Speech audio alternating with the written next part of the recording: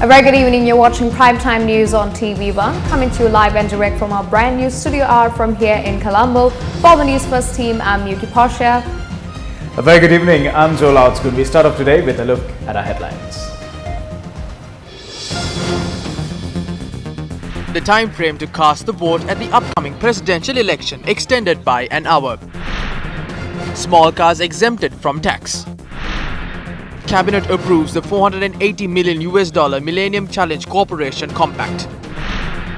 Why was the Podujana Perumuna created? Basil reveals the secrets to Dasiri. මට බැසිල් රාජපක්ෂ මැතිතුමාගේ දවසක් කිව්වා ඔයාලට විරුද්ධව වෛරය ගම ඇතුලේ ඇති කිරීමෙන් තමයි අපි පොජ්ජන පෙරමුණ හැදුවේ කියලා. Sajid promises to establish medical units at all schools. Gotabaya says he will stop the re-export of value-added agri crops.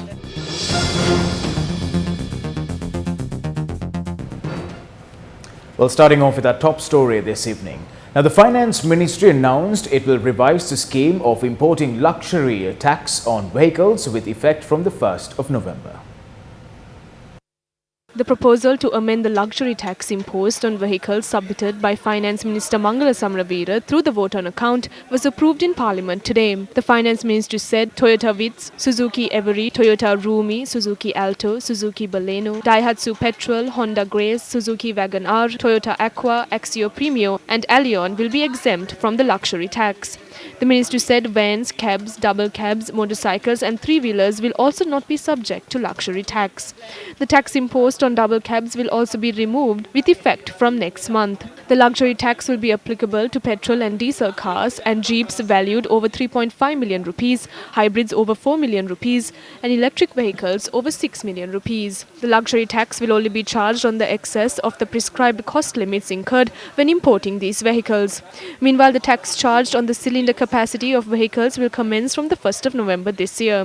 Vehicles which will be imported after April 21st, 2020, for which letters of credits have been opened before October 31st, 2019, will also be exempted from the tax.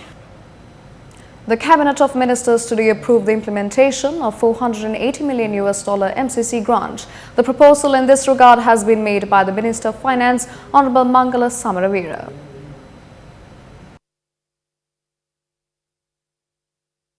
According to a release issued by the Ministry of Finance, the MCC consists of grant funds for traffic management in Colombo, road construction island-wide and land administration improvements covering the whole country.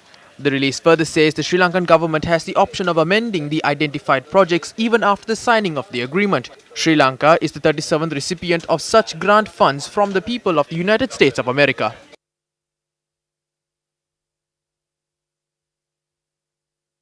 It was with great difficulty that Sri Lanka won her independence in 1948 and freed herself from over 300 years of subjugation. It was the people who fought in Danture, in Mulleriava, in Colombo and across the island, on the streets, in forests, up in the hills and on the coast to defend our nation's independence. For the second time, it took President Ranasinghe Premadasa to take the bold step of sending back foreign troops and protect our sovereignty. Today is a sad day as once again Sri Lanka's independence and sovereignty is in peril with the government signing the MCC agreement. With AXA already signed not once but twice, only SOFA remains. Add this to the multiple one-sided agreements with other nations signed by this government and those of the past. What's remaining of Sri Lanka is left to the imagination. Newsfirst stands by its reporting that agreements such as the MCC are not in the best interest of Sri Lanka. Ultimately, the repercussions of these agreements isn't about millions of dollars, but rather an incalculable cost that will be paid by our children and theirs. Agreements signed on the cusp of elections must be treated with suspicion. Let history show that Newsfirst reported the facts to the people and stood by its belief that Sri Lanka cannot be the plaything of foreign nations. Our greedy, self-serving political leaders and governments past and present will carry on their shoulders the shame of having once again placed a price on our nation's sovereignty.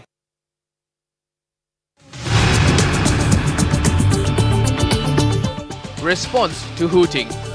Who කියන්න බෑ who කිව්වත් බහැලා ගියා මේක හෝ කියන එකක් නෙමෙයි. ඒක නිසා මේක කියන්නේ හෝ කියන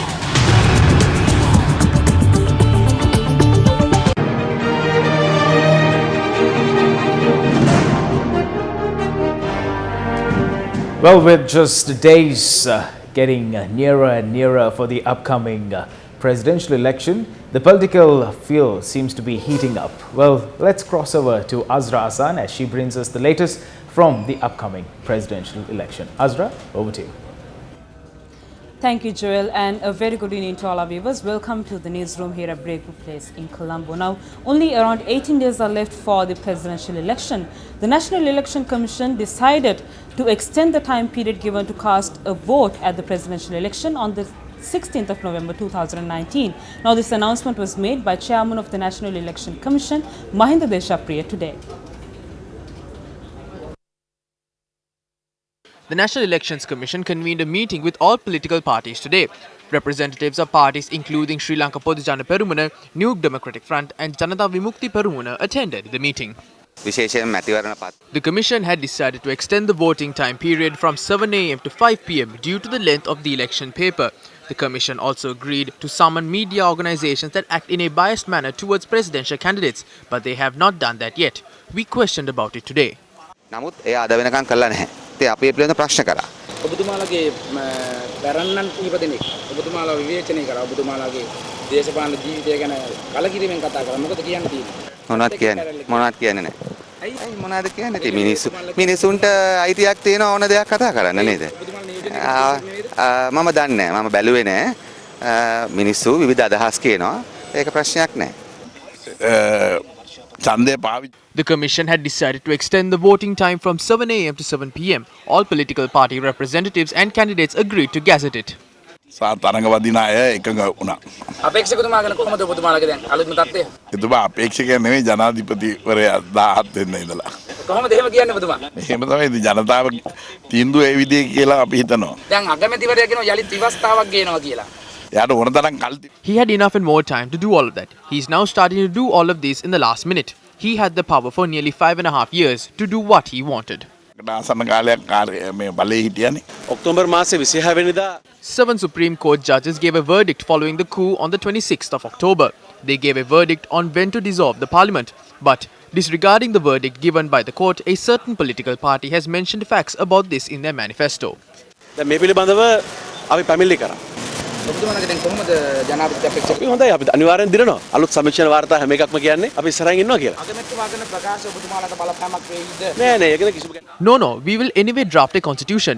We will do that with the 2/3 majority in parliament and with the mandate of the public. Gotabaya has said this in his manifesto that a new constitution will be drafted. ගොඩාබෙත් කියලා තියෙනවා අලුතින් ව්‍යවස්ථාවක් හදනවා කියලා. මොකද නෑ ප්‍රමාදයක් නෑ 30 කියනෝනේ ආයි මොකද්ද? ප්‍රමාදයක්. අපි ලෑස්ති ඒක අපේ දවස. ඒක තමයි හොඳ දවස නැකත් දවස. The presidential candidate of the New Democratic Front, Sajith Premadasa, attended public rallies in several areas today.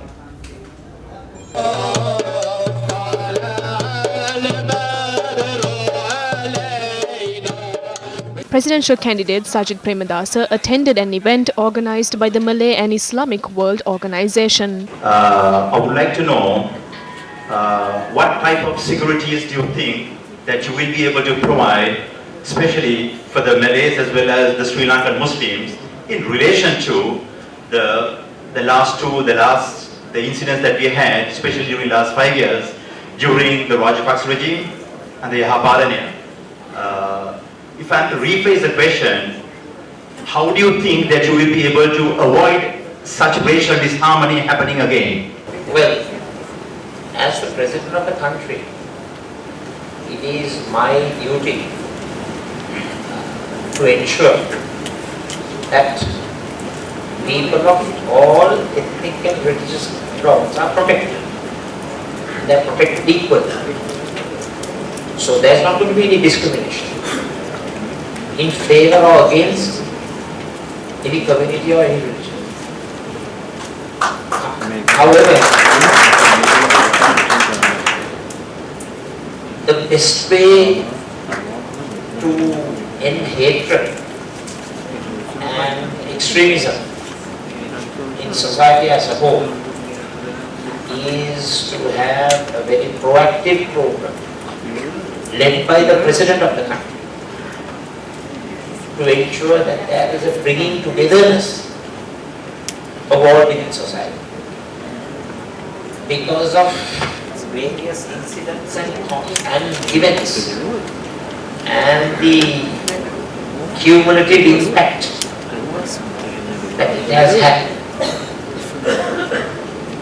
mutual suspicion, mutual mistrust continues to exist and persist in our society. So the most important manner in which you can pay your fullest attention to this problem is to ensure that societal harmony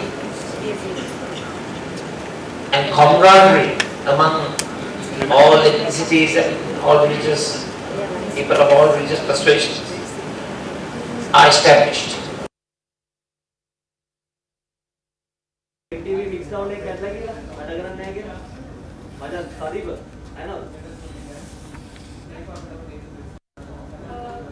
We will have more of the rallies attended by the presidential candidate of the New Democratic Front, Sajid Premadasa, later on in our bulletin. Moving on, shifting our attention towards other presidential candidates of the upcoming election. A presidential candidate of the National People's Power Movement, Anurukumara Desanayake, attended a women convention in Kathankudi today. Women activists representing the Muslim community attended the event held to ensure the victory of the presidential candidate of the movement, Anurukumara Desanayake. There have been 15 governments in power following independence. All these 15 governments were formed by Sri Lanka Freedom Party or the United National Party. These two parties have governed the country for 71 years. Hakim, Amir Ali, Ataullah and Hizbullah have served in these governments. What is the situation of our country now? The economy of our country has fallen down. The country is burdened with debt before the international community. The rulers have ruined the country. They also create issues in the country. They have made us look at each other suspiciously. Women fall prey to these circumstances. There are around 45,000 war widows in the north. National security is the main topic of discussion in our country. But what's the problem with national security? These wars don't have to be solved by generals. It's a disgrace to the generals. The politicians shouldn't let small groups to create extremist organizations. That's the main point. If security forces are needed, police only will be sufficient. They need a war, they want conflicts, but you can't move forward like that. We will ensure everyone is equally treated. A broad discussion was held in the south about the name board of the Palali airport, but those who raised those issues have written their election center boards in Tamil. That was to obtain votes from the north. Don't forget, it is time we embrace something new with none other than the National People's Power Movement. The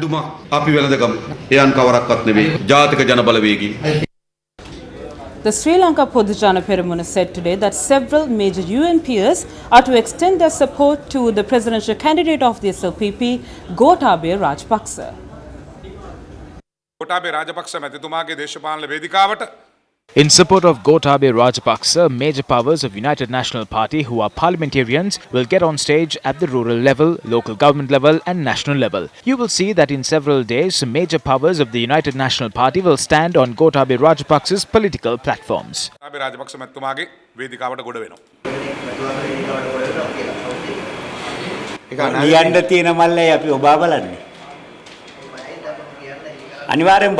We are definitely afraid. We have a responsibility towards their lives until they got on stage. We are certain they will join. If we say who they are, they could be in trouble. There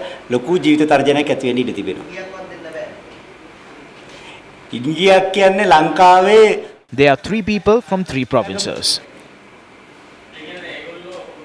We are certain of it. If Angulimala can kill 99 people and convert himself, then anyone has the right to confess the mistakes that took place. This is what happened at a meeting in Ampara when parliamentarian Sriyani Vijay Vikrama was addressing the public.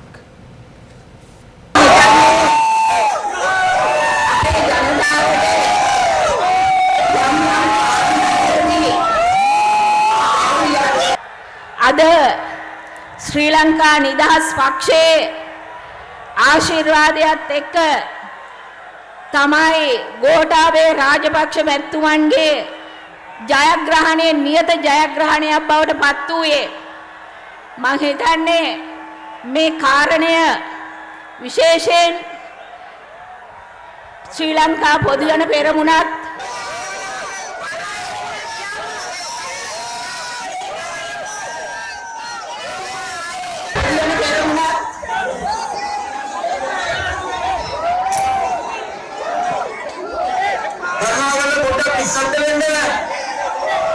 කරුණාකරලා පොඩ්ඩක් නිස්සද්ද වෙන්න.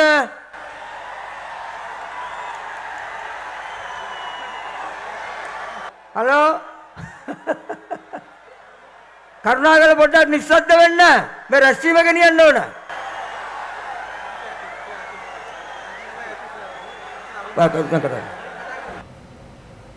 Meanwhile, during a media briefing organized jointly by the SLPP and the SLFP, talks about a meeting that is to be held by a group of SLPers in the future were revealed.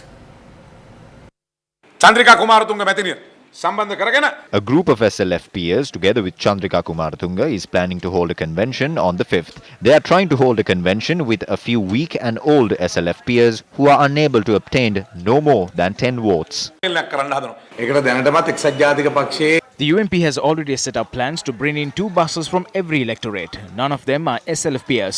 They are all UMPers. I don't think even 2% of SLFPers will attend this. This program has already been set up. They have requested as many buses as possible. They have also requested everyone to wear blue caps and tops. These people coming in buses are not happy with the program. All I can say at this point is the SLFP has made the right decision. යනවා. ඉතින් මම මට කියන්න තියෙන්නේ ශ්‍රී ලංකා නිදහස් පක්ෂයේ නිවැරදි තීන්දුව අරගෙන තියෙනවා. Another meeting to extend support to presidential candidate Sajid Premadasa was held today in Yatinwara. This meeting was held in Potupitiya bus stand in Yatinuwara under the auspices of Minister Navin Disanayaka and parliamentarian Mayantha Disanayaka. You know that there was a conflict between the father of Sajid Premadasa, Ranasinghe Premadasa, and my father Gamini Disanayaka. How has this generation expected this government to work like in 77? I apologize from all of you that this coalition government didn't work out. 77 වගේ අපි තමුන්නාන්සලාට උදව් කරයි කියලා. මම තමුන්නාන්සලාගෙන් මේ සමාව ඉල්ලනවා. අපි ඇති කරපු අවුල් ආණ්ඩුව බවට පත් වුණා. අපිට සාටක පරදවන්නත් ඔටුනු පරදවන්නත් අපේ තාත්තලා හිටියේ නෑ. අපිට ඔටුනු පරදුවේ මේ දුප්පත් මහ ජනතාව කියන එක මා පැහැදිලිව ප්‍රකාශ කරනවා. එම නිසා අපිට දේශපාලන අහිගුන්තකයන් වෙන්න අවශ්‍ය නෑ. Our fathers did not put the Satake on us. The poor innocent people of this country crowned us. Therefore, we don't want to be gypsies in politics. We have a good history. We have worked. The United National Party is fielding the son of Premadasa as the presidential candidate. Sajid Premadasa has done politics for 20 years. These are not things that they received for free.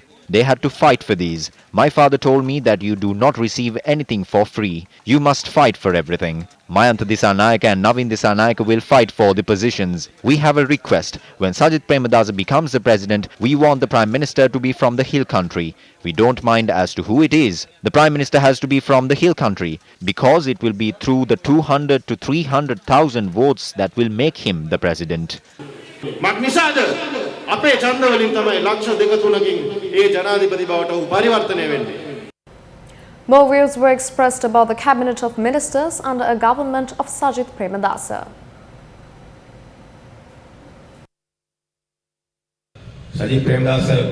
Sajid Premadasa has promised to make me the Minister of Defence when he gets elected as the President. I will get the ministerial portfolio of Defence and Law and Order. When he conveyed this message to me, I clearly told him that I need the ministerial portfolio of Rural Development too, because that will be the only chance I get to even help the people with a sewing machine. He said that it will not be a problem. He told me that I will get the ministerial portfolio of Women Affairs. I told him that I don't want to be the Minister of Women Affairs. I said that I need the Ministry of Mahavali Development. I even informed this to the Prime Minister. I even told Sajid Premadasa to give me the ministry at least for 2 weeks. There have also been instances where I have cried in my vehicle after discussing your problems in the Mahavali ministry. SP Dissanayake made a statement today in Candide regarding ministerial posts of a government under Sajith Premadasa. Sajith Premadasa ජනාධිපති අපේක්ෂකතුමා ප්‍රකාශ කරන විදිහට According to Sajith Premadasa, his government will be a brand new one. I would like to ask him, since there is an agreement as well, will you not give the position of the Prime Minister to the mastermind of the bond scam? If that is the case, then as Navin Dissanayake claims, the Prime Ministership will be given to someone from Kandy. Will Ravi Karunanayake be in his cabinet? Will Rishad be in his cabinet? Make a statement about who will be included in your brand new cabinet. ඔබතුමාගේ brand new ආණ්ඩුවේ සංයුතිය පිළිබඳව කරුණාකරලා ප්‍රකාශයක් කරන්න. Here are some views expressed when the youth charter of the NDF presidential candidate Sajith Premadasa was introduced yesterday. If you take all 225 people out of parliament, it will not be us who will go there instead. It will be their relatives. Removing all 225 is not the option. However, there are about 100 who are robbing and lying to the general public. They are people who should not be allowed to step a foot inside the parliament. Those 100 odd people will have to be removed from parliament. If there are 100 people like that, 50 of it would like to join you. You have to remove that 50% as well. You must promise this before the country. You must promise that nominations will not be given to rogues and the upcoming general election. We are fed up of this, but this must be affirmed. You must also pledge that people who are rejected by the people's vote will not be given nominations. You must have the strength to say that vehicles will not be given to ministers when all these youth who are cheering are paying taxes and going in buses and trains with a lot of difficulty. We also want you to pledge that if you break a promise that is mentioned in this charter, we must be given the right to file a case against you without any protection from the law. Even when you are president, you have mentioned on stage that you are prepared to put the noose around your neck. This is my noose to you. ඔබතුමා ප්‍රසිද්ධ වේදිකාවේ කිව්වා ඕන තොණ්ඩුවක් මම බෙල්ලේ දාගන්නවා කියලා රට වෙනුවෙන්. මේ තොණ්ඩුව බෙල්ලේ දාගන්න. Well, with the political arena heating up next is our segment, The Big Fight.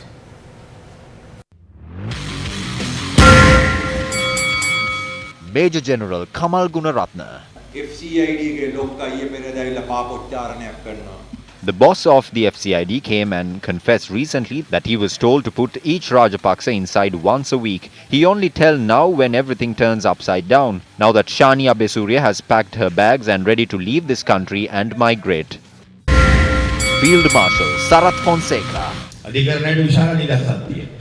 ඒ නිදහසින් තමයි අද ගෝඨාභය ඔය චණ්ඩියෙක් වගේ එළියදන් කයිවාරු ගහනවා. Judiciary has the utmost freedom. Only because of that freedom, Gotabaya Rajapaksa boast and roam like a thug. He has committed many offences. If it was implemented like how it was back then, our fingers are taken off and we are inside the prison. Gotabaya came to give evidences against me for my cases. He used to come inside of the courthouse from the door that judges are supposed to come in. An Attorney General even now won't come to High Court. When he is coming to the courthouse, Attorney General is being seated. When he is being questioned, he scolds the Attorney General saying that you asked me to come here, saying that I won't be questioned. Gotabaya is a devil when he has power. When he doesn't have power, he is like a puppy.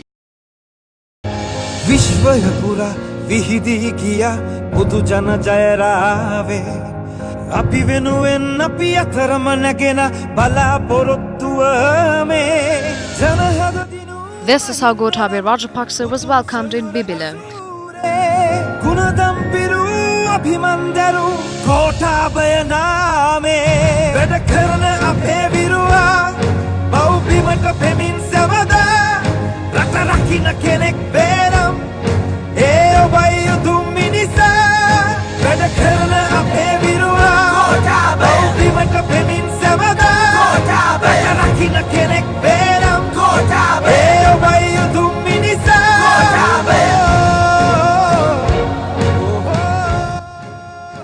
Son of former Minister Vijit Vijayamuni, Udara Vijayamuni also attended the rally.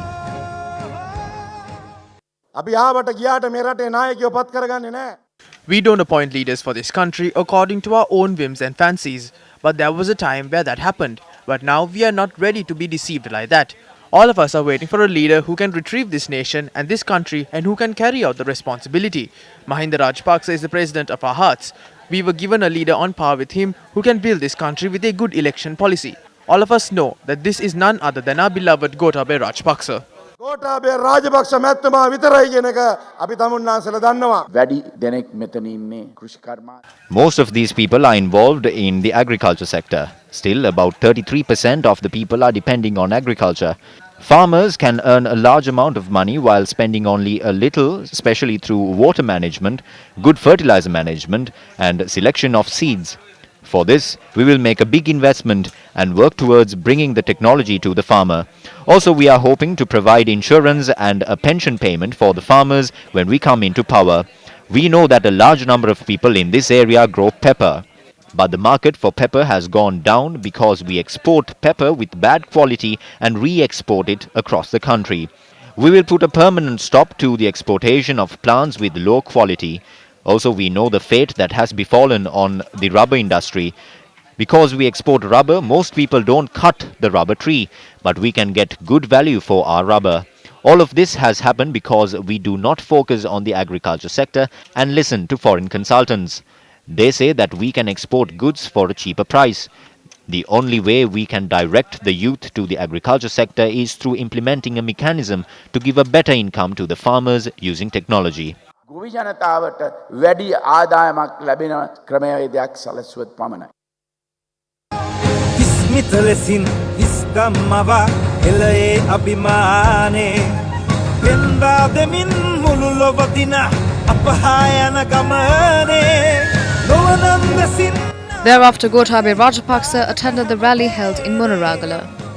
නැවතී මව්බිම අපේ රැකදෙන විරුවානනේ වැඩ කරන අපේ විරුවා මව්බිමට පෙමින් සැවදා රට රකින්න කෙනෙක් බේරම් ඒ ඔබයි උතුම් මිනිසා වැඩ කරන අපේ විරුවා මව්බිමට පෙමින් සැවදා රට රකින්න කෙනෙක් බේරම් ඒ ඔබයි උතුම් මිනිසා.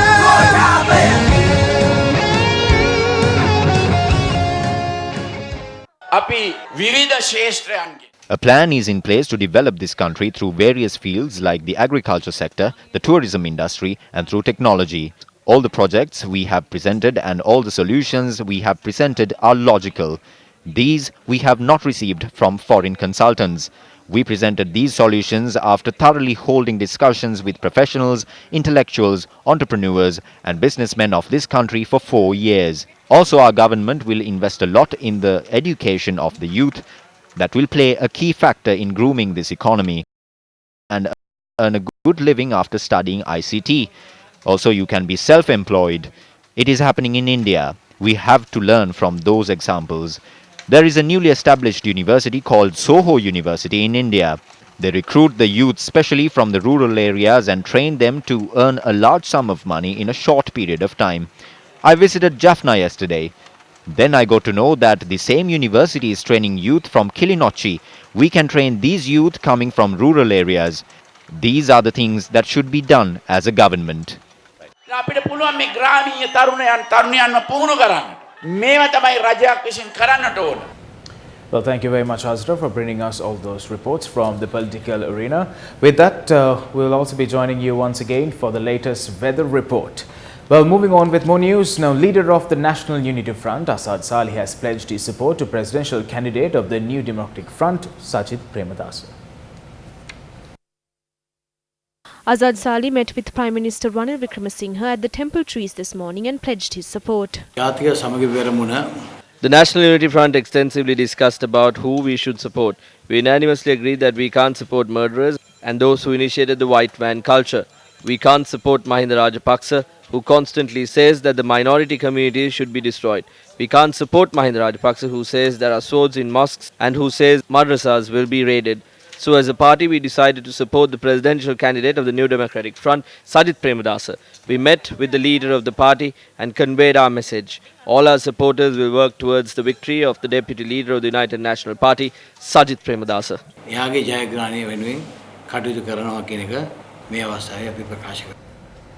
President Maithripala Sirisena attended the Presidential Environment Awards today. He emphasized the importance of including the environmental policy in their respective manifestos of the presidential candidates.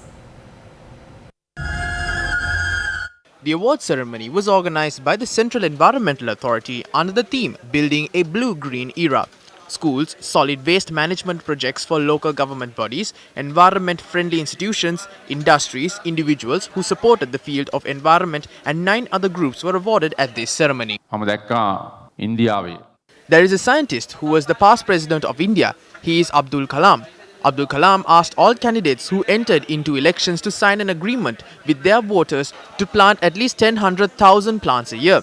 Each politician who gets elected to the post shall plant at least 100,000 plants. Currently, the country is at a heated period of elections. The presidential candidates might have mentioned their policies when it comes to conserving the environment. The first and foremost duty of the presidential candidates is to include their environmental policy in their election propaganda, policy statements and agreements. It is very important. පරිසර සංරක්ෂණය සම්බන්ධයෙන් තමාගේ ප්‍රතිපත්තිය පැහැදිලි කිරීම. ඒ ඉතාමත් වැදගත් වෙනවා. Well, now certain statements made on the political stages are being discussed widely today. Well, such statement was on the grant on an urban council to Saint Marthu. Independent presidential candidate MLAM Hizbullah has mentioned this on his election manifesto named Our Dreams yesterday. Under the topic Administrative Unit, the independent candidate has stated that an urban council will be established in the Saint Marthu area.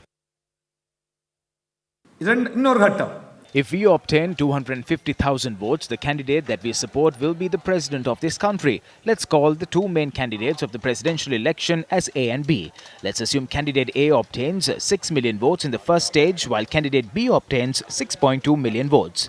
It will mean that none of the candidates has obtained 50% of votes, so nobody can be president in the first stage. The second voting starts. For an example, if we are supporting candidate B, we will give him our 250,000 votes. Candidate B will then be the president of this country. Let's say we support candidate A, who has got 6 million votes. He will then win with an excess of 50,000 votes. So nobody can be the president without our support. It was against this backdrop, leader of the Sri Lanka Podujana Peramuna Mahinda Rajapaksa made a promise to establish an urban council in Saint Marthu at the Fauzi grounds recently. There were 4 local government bodies. 4 local governments were made one. Whilst establishing 4 local government bodies, we will also establish an urban council for Saint Marthu. In 1990, Vardaraja Perumal declared this as a separate state. Who is he with? He is with Gotabaya Rajapaksa. Karuna Amman is with Gotabaya Rajapaksa. Pilyan is with Gotabaya Rajapaksa. Hizbullah is also with Gotabaya Rajapaksa. All extremists are with Gotabaya Rajapaksa. සියලුම අන්තවාදී පිරිස් ටික ඉන්නේ අද ගෝඨාභය රාජපක්ෂ මහතා වේදිකාව. Hezbollah මහත්මයා තමයි 2000 Hizbullah was a minister during Mahinda Rajapaksa's time from 2005 to 2015. He was the one who established the Sharia University. It was during that government the university received funding from Saudi Arabia. After all of that, he is now contesting as an independent candidate to support Mahinda Rajapaksa. ස්වාධීන අපේක්ෂයෙක් විදියට ඉල්ලන්නේ මහින්ද රාජපක්ෂ මහත්මයාට සහයෝගයද? සෑම ජනාධිපති අපේ All issues before presidential candidates are common. People of this country have presented the same issues to all presidential candidates. But that does not mean that the candidates have a direct or indirect link with each other. ඍජුව වක්‍ර සම්බන්ධයක් තිබෙනවා කියන එක. අපේ රටේ මෑත ඉතිහාසයෙන් අනාගත පරපුරට ගත හැකි පාඩම් මොනවාද? තමන් උපන් රට ගැන හිතලා කිසි කෙනෙකුගේ බලපෑම් වලට බලයට ධනයට නිලයට යටත් වෙන්නේ නැතුව ඔන්න නිවැරදි තීරණ ගන්නවා. මෙයා මේ සිංහල අරයාදෙම ඒක ඕනේ. ඒක ඕනේ. අවංකව රට හදන්න වැඩපිළිවෙලක් තියෙන්නේ කාගේද? ඒ වැඩපිළිවෙල ගැන හොයලා නිවැරදි වැඩපිළිවෙල කොතනද තියෙන්නේ? එතෙන්ට අපි කවුරුත් එකතු වෙනවා.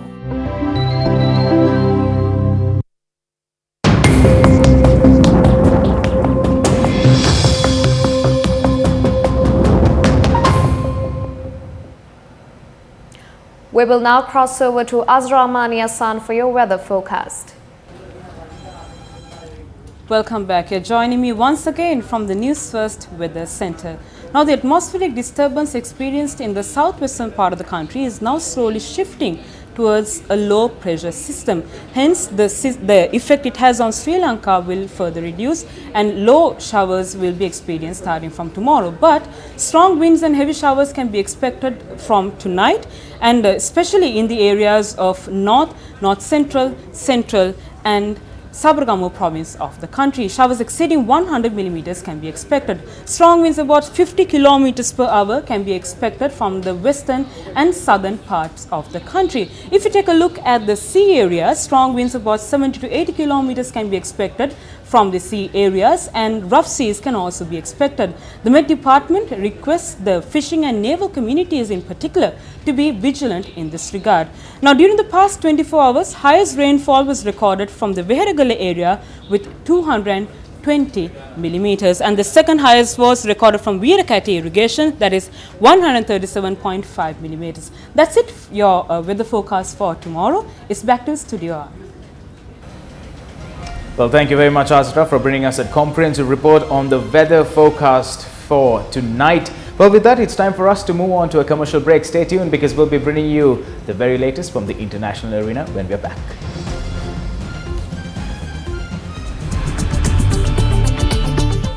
Indian toddler stuck in bowel passes away.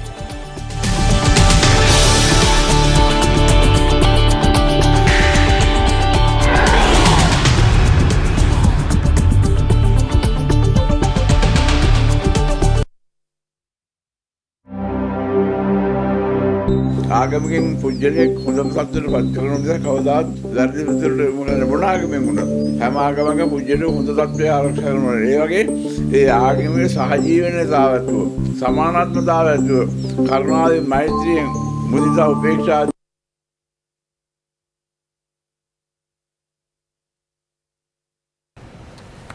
Welcome back to the news. Now, Amavi Banagoda is ready to bring us the latest and the trending stories from the international arena. Amavi, over to you. Bring you the latest stories from the international arena. I'm Amavi Banagoda and this is your international roundup. Now, starting off, News First has been closely following on a story where a toddler had fallen into a deep well in southern India. However, in a very tragic turn of events, Sujit Wilson was pronounced dead today, ending an 82-hour operation that spanned over 4 days.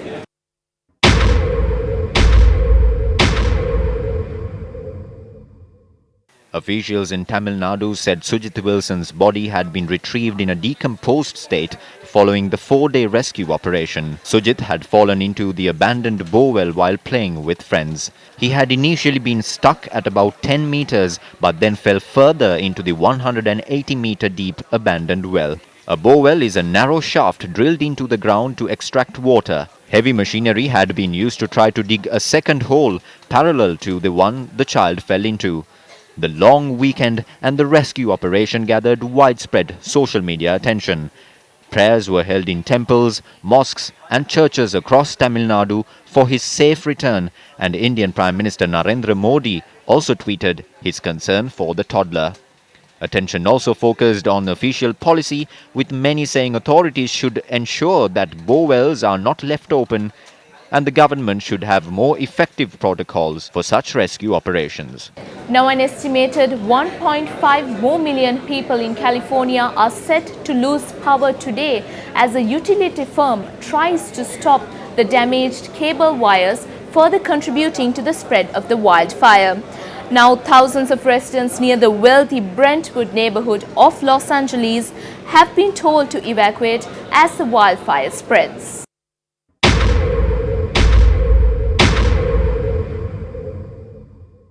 Pacific Gas and Electric already faces an investigation by regulators after cutting supplies to 970,000 homes and businesses. It announced that another 650,000 properties would face precautionary shutoffs amid high winds. Wildfires fanned by the strong winds are raging in 2 parts of the state. Celebrities including the actor-turned-politician Arnold Schwarzenegger and basketball star LeBron James are among those who have fled the fast-moving Getty fire, which started near the Getty Center Arts Complex. Further north in Sonoma County, a larger fire has forced 180,000 people from their homes. California's governor has declared a statewide emergency. Now, in another setback for UK Prime Minister Boris Johnson, the UK Parliament rejected a plan to hold a general election on the 12th of December. Now, this comes after the Prime Minister officially accepted the EU's offer for an extension for Brexit until the 31st of January.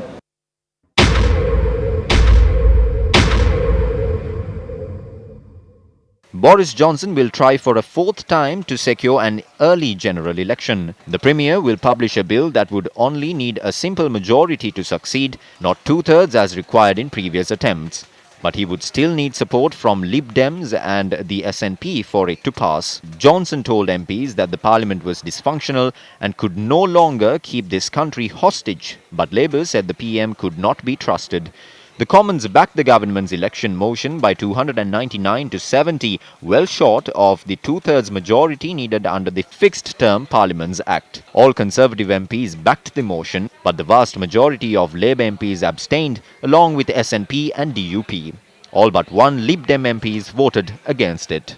And now for some news from Hong Kong. The Hong Kong leader, Carrie Lam, has stated that she expects a negative economy growth for the financial year 2019 as a result of months of ongoing violent anti-government protests.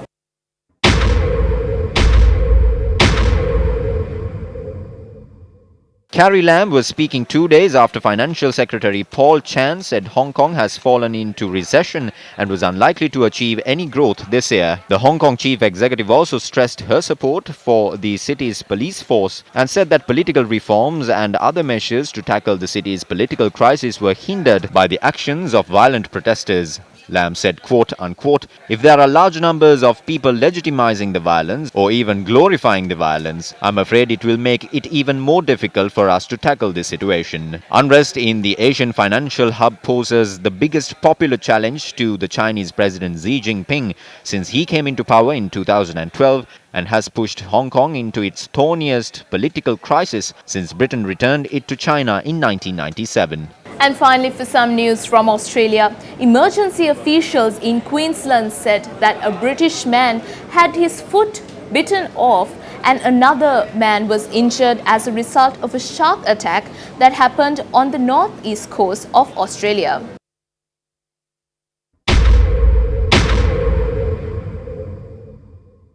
The pair of tourists were on a snorkeling tour near Airlie Beach in the popular Whitsunday Passage region when they were attacked. They were flown by helicopter to Mackay Base Hospital about 950 kilometers north of the state capital Brisbane in a serious but a stable condition. The men told the rescue crew they were wrestling and thrashing about in the water when the attack occurred.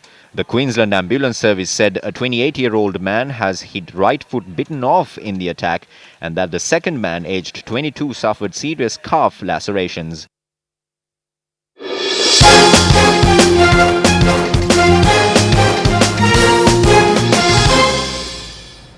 Up next is your sports roundup. Over to you, Muad.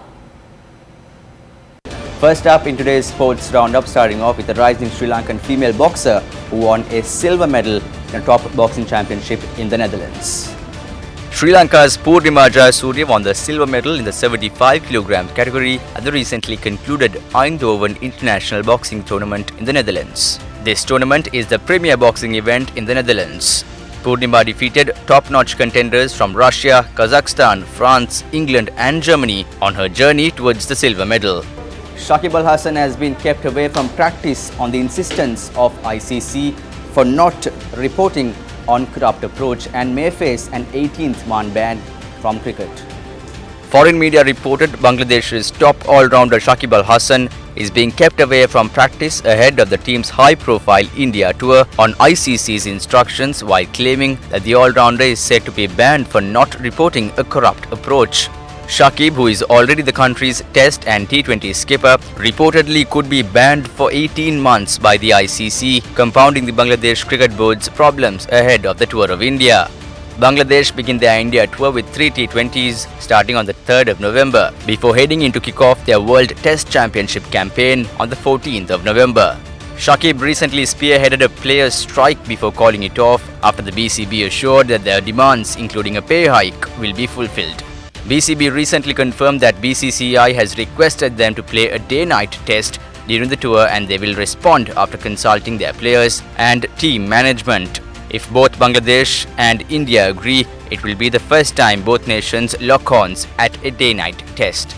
Members of the Tokyo Metropolitan Assembly has appealed to hold the Tokyo 2020 Marathon at the scheduled city of Tokyo. The International Olympic Council last week announced a plan to move the marathon and race walking events to Sapporo on Japan's northern island of Hokkaido due to concerns about heat in Tokyo next summer. Some say IOC's decision is not the best for the athletes who had been prepared for the marathon course in Tokyo. International Olympic Committee's John Coates told that the decision was made after the Athletics World Championships in Doha, Qatar, that failed spectacularly, with over 40% of competitors dropping out of the women's marathon. The Tokyo Olympics run from the 24th of July to the 9th of August, a period when the Japanese capital struggles with high heat and humidity. When Tokyo last hosted the Summer Games in 1964, they were held in October to avoid the heat. Let's take a look at some scintillating action from the FIFA Under-17 World Cup. As European champions, Netherlands headed to Brazil full of confidence, and they are considered one of the favourites for the tournament. However, in the early hours yesterday, their World Cup campaign got off to a horrific start as Japan thrashed them 3-0. A trifecta of goals in the first half helped Italy ease past World Cup debutants Solomon Islands 5-0 at Brasilia. Gli Azzurrini's attacking duo of Wilfried Gnonto and Nicolo Kudric proved too much to handle, combining for scores in the 24th, 29th and 34th minutes to break the game open. Well, thank you very much, Mohan, for that sports update. On that note, we wrap this edition of Prime Time News. If you missed out on any story, simply log on to our award-winning website. That is www.newsfirst.lk. For the Newsfirst team, I'm Joel Outscourt. And I'm Miyuki Portia. Take care and good night. Good night.